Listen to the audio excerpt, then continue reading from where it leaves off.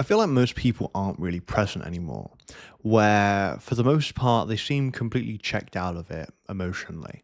Whether that's people just staring at their phones, like while they're walking or while they're, in public with other people, or whether it's just that sort of energy that people give off. It gives off the idea that people just are somewhat exhausted. And sure, there can obviously be tons of different factors for this, but I think one of the notable ones that I've seen has been around just being more so overstimulated. And I found in my experience, right, I've had the rougher times where I would binge play video games from morning to afternoon, right? Where I just ignored all responsibilities I had because I just wanted to get that dopamine hit. I didn't want to do anything else. I didn't care about doing anything else. And I think that level of, I guess, addiction to some level can be similar across different things. But I think the majority part of that was literally just that dopamine hit. It was the thing that my brain was craving, and so by doing tons and tons of that, obviously in terms of the dopamine baseline, that's going to, I guess, somewhat make it like a lot more unhealthy and just not as healthy as it should be. And one of the things that I've sort of noticed as well is that when you keep giving yourself stimulation, and for example, if you're always using your phone all the time, which honestly speaking is it is more of a pocket, slot machine, if you call it.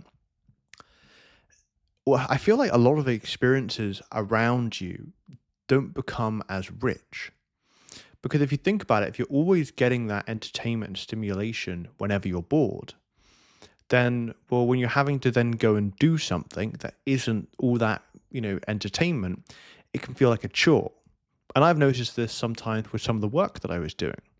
I know sort of earlier, or I guess sort of maybe a couple months ago, when I was sort of working on the game that I'm sort of making at the moment, I had a bit of a couple day rut where I was just playing tons of video games.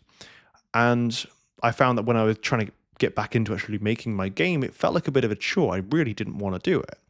And that was quite worrying because that's something I enjoy doing. And I think it's just trying to be a lot more conscious of what, I guess, your phones, your devices are actually demanding of you, what the consequence is. Because I know for me, I think there's plenty of times where I didn't actually ask myself, for example, how much time I'm spending on my phone, how many times I'm picking up my phone, what are that actually doing to my focus? What are that doing to my mental health? What's going to happen if I keep on continuously, picking up my phone or, whatever it is, consuming content and then try and get back into working?